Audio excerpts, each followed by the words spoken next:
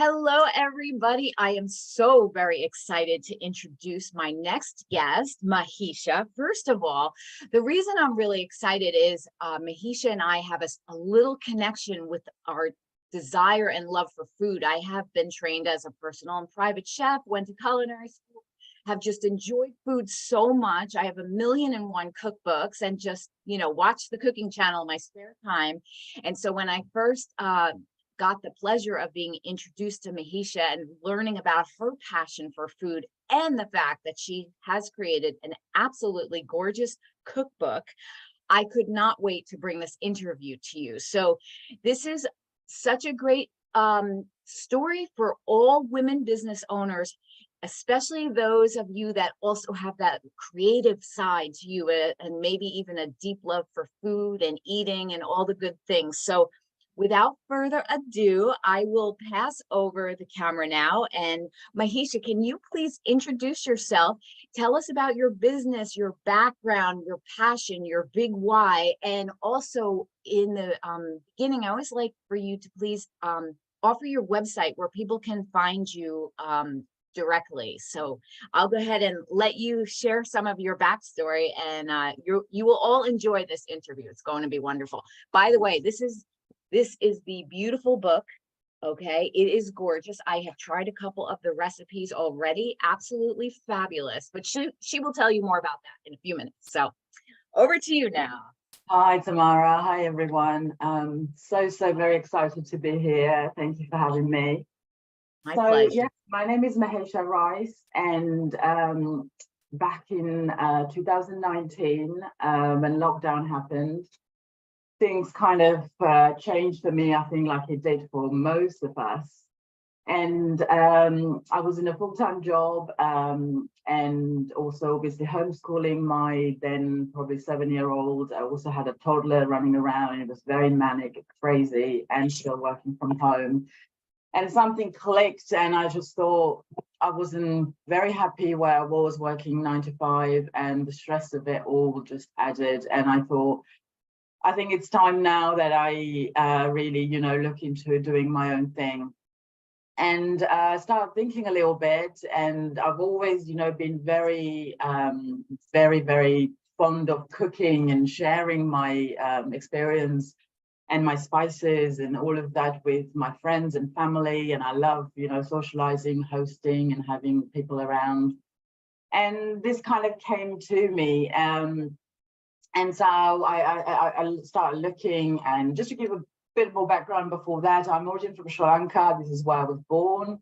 I left Sri Lanka when I was 8 years old. I grew up in France, and now I live in the UK. It's been about 20 years that I'm here, but the background of Sri Lanka has never left me. I've always been very fond of my country. I visit there every couple of years. I still have family there. And so Sri Lankan cooking has always been in my life growing up from a child to today. So this is where obviously my passion for Sri Lankan food came. And then I started looking into spices and things while I was doing my research during lockdown. And lucky enough, I came across this couple in Sri Lanka who also, works with spices and help people export them, things like this. And we connected through lockdown, and I thought this must be a sign. Things just kind of got together at the right time. So that's how the whole thing started. Rice's Bliss, my company. So the website is ricesbliss.com. And I created this beautiful online spice shop where I sell organic. These are my packaging, just to give you a little overview. But these are, they're all on my spice shop, and I've got a collection of curry blends and spices like turmeric, chili powder, and cinnamon, things like this that I sell. They're all organic, they're gluten-free, also obviously vegetarian and vegan friendly. The most exciting thing, I think, a couple of months ago, I launched these curry kits. So at the moment, I've got 3 of them: a chicken curry, dal curry, and a jackfruit curry. But the good thing about these is that everything is ready, measured, all the spices are mixed together. And when you open them, you have in there this card, which has a list of shopping for you to do, maybe things that you already have in your cupboard. And then obviously you've got the spice kit in there with step-by-step to follow. And this is the spices that's in there, including the curry leaves and everything that people normally struggle to kind of find. So everything is in there. All you need to do is cut your fresh ingredients, pour the spices, and you've got an amazing curry. But if you buy these spices, you know, you have to kind of measure it, and some people don't like that. And my goal really is to show people that cooking from scratch is not that hard. People seem to think, especially curries, you know, most recipe books these days come with hundreds of ingredients, and then you have to kind of store in your cupboards, and then you never use them. Rather than doing that, everything here is in the pack, and you pour that and you've got a beautiful curry. But you mentioned my book, so I'll quickly show that too. I've got the one you've got is the hardcover. This is the soft cover. Yes, beautiful. And they are available on Amazon all over the world. And again, these recipes only have very few ingredients, so I'm trying to make them as easy and simple, like, you know, the title says. But and all the ingredients can be bought in most supermarkets. The curry blends, obviously Sri Lankan curry blends, you can't find them all over the world yet, unfortunately, but they're all available on my website. And yeah, the recipes are very, very simple, very easy to follow. And I just want to show everyone that cooking from scratch, healthy, organic, natural meals are really easy and simple, and you just need to give it a go. So yeah, that's a bit. I love this. And I love the fact also that I think we all appreciate supporting the local artisans, local farmers, the local shops, and so forth. And what you're doing by offering these beautiful spices from your home country is you're also helping other business owners. So it's sort of that whole pay it forward possibility. And it's great for the consumer because they get these unique spices. Like you said, you can find the spices pretty much everywhere, but not specifically from your home country. And I think that this is just lovely. And you're absolutely correct. Sometimes we look at the recipes in certain, you know, cookbooks or whatever, and they're a laundry list long, and they're a wonderful recipe. However, by the time you purchase everything and maybe you use it once or twice and then it expires, it does sort of make you feel like, oh, bummer, that expired and I didn't use it all. And I like the idea of the packets because in the end, they're probably very much more friendly to your budget because it's specific to the recipe. You use it, it's taken care of. And when you're ready to make it again, you can just go ahead on your website and order another package. And I love that concept if it's a type of recipe that you're not doing so often, but you really want to try.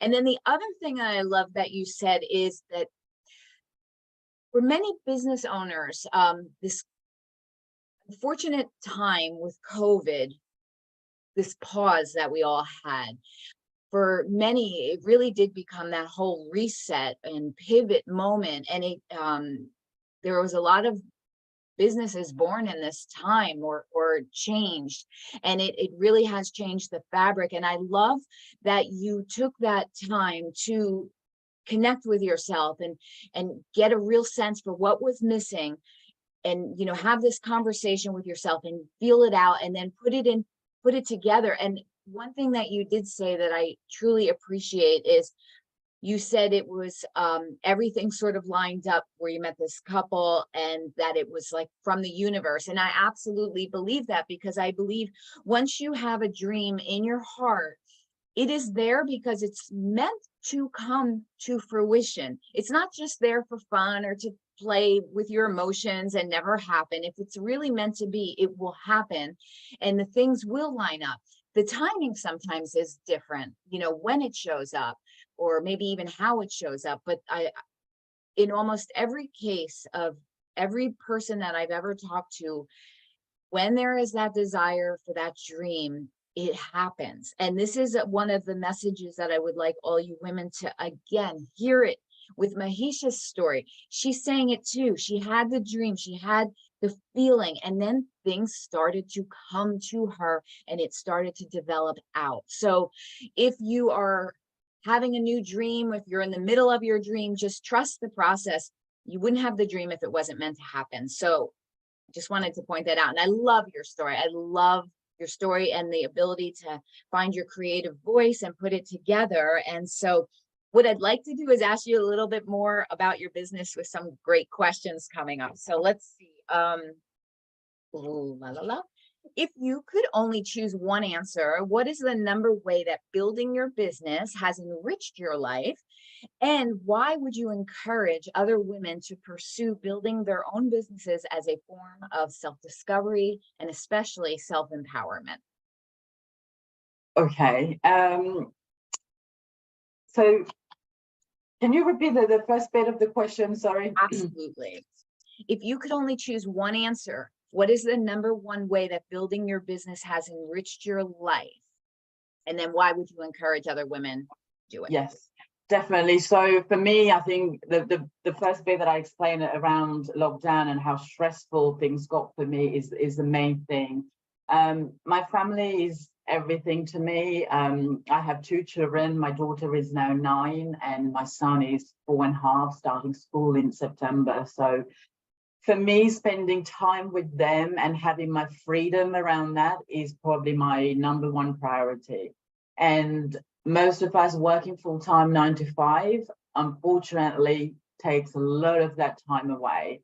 So my kids are only at school until 3 o'clock. I pick them up at 3 and then we come home, it's about 3:30. And after that, I have to go back to work and, and they're kind of left to get on with their lives.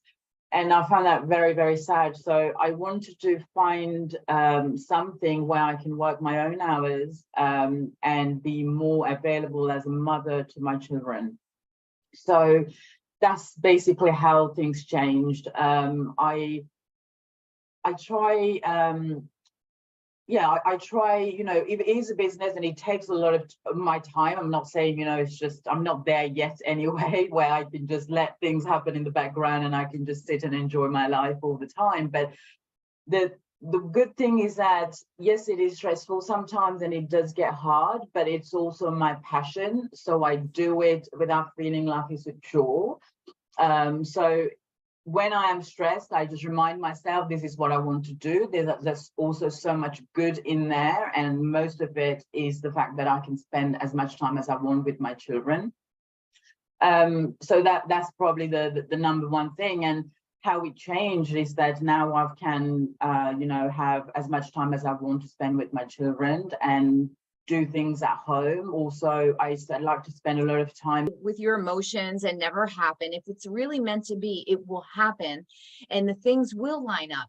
The timing sometimes is different, when it shows up or maybe even how it shows up. But in almost every case of every person that I've ever talked to, when there is that desire for that dream, it happens. And this is one of the messages that I would like all you women to, again, hear it with Mahisha's story. She's saying it too. She had the dream, she had the feeling, and then things started to come to her and it started to develop out. So if you are having a new dream, if you're in the middle of your dream, just trust the process.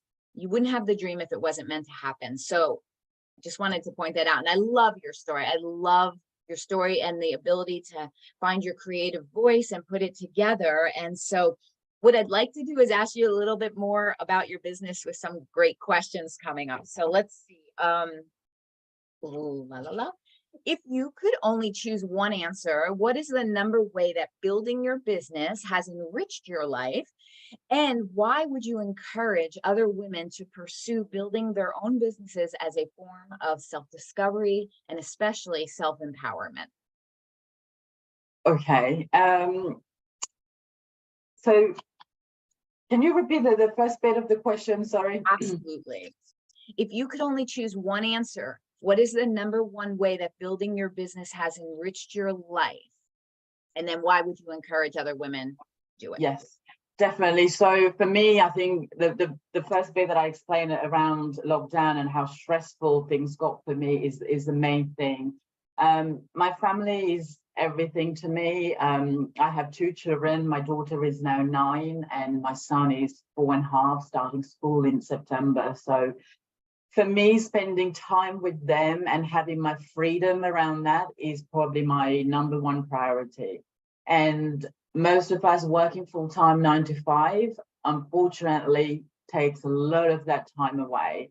So my kids are only at school until 3 o'clock. I pick them up at 3 and then we come home, it's about 3:30. And after that, I have to go back to work and, and they're kind of left to get on with their lives. And I found that very, very sad. So I wanted to find something where I can work my own hours and be more available as a mother to my children. So that's basically how things changed. I try, I try, if it is a business and it takes a lot of my time, I'm not saying, it's just, I'm not there yet anyway, where I can just let things happen in the background and I can just sit and enjoy my life all the time. But the good thing is that, yes, it is stressful sometimes and it does get hard, but it's also my passion. So I do it without feeling like it's a chore. So when I am stressed, I just remind myself, this is what I want to do. There's also so much good in there. And most of it is the fact that I can spend as much time as I want with my children.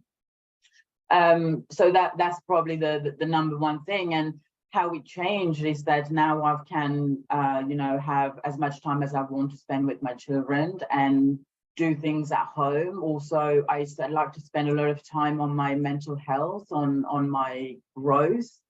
So I take a lot of time to do things like that, even just simply reading a book or sitting down and meditating for a little bit. And, all this stuff that I do on myself, I didn't have the time to do it when I was constantly working 9 to 5. And 9 to 5 doesn't actually mean 9 to 5. And I remember some days where I will never switch off, or I put the kids to bed and then I'll come back. And then I'll switch my laptop back on. And I think I've been also working from home for quite a long time. And I think people are like, oh, you're working from home. How lucky are you? Yes, I am lucky. There's a lot of good things around that. But also the fact that when you work from home, you don't always switch off.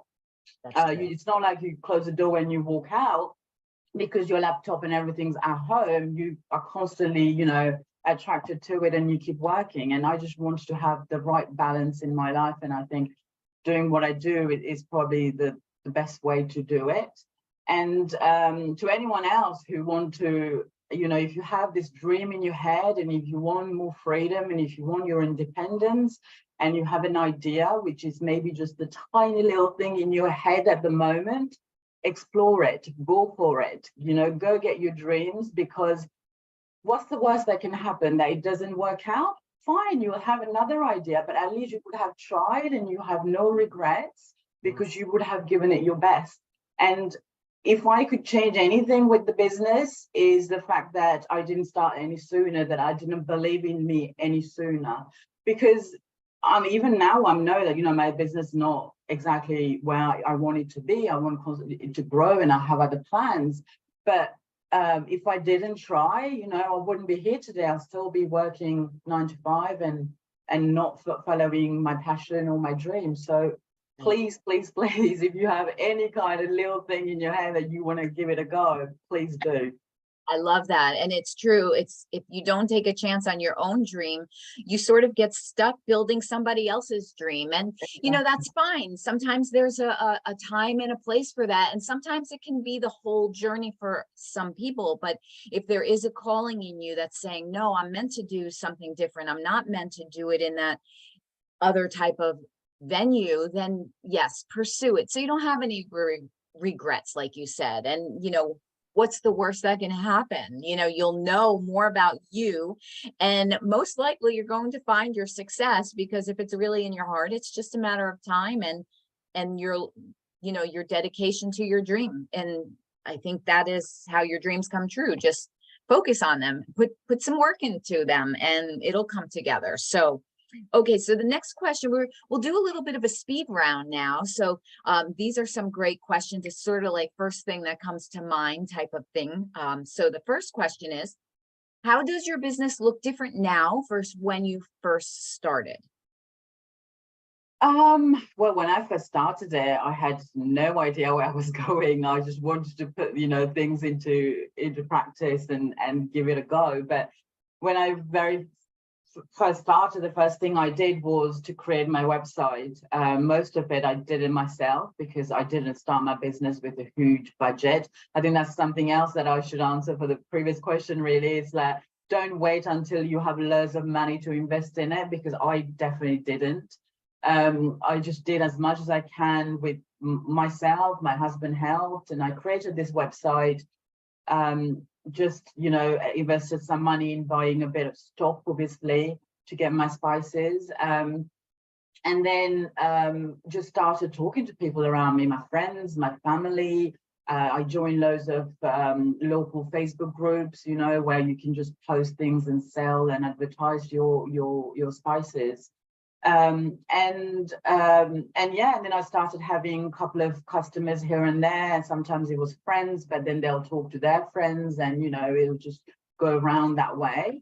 And now I have come more, obviously I'm a lot more available, I think, online. When people search for spices, luckily my name comes up a lot more on Google, and publishing my book helped a lot, because people that are aware of Sri Lankan cooking or that have already tried it, they go and search for Sri Lankan things, and my book comes up.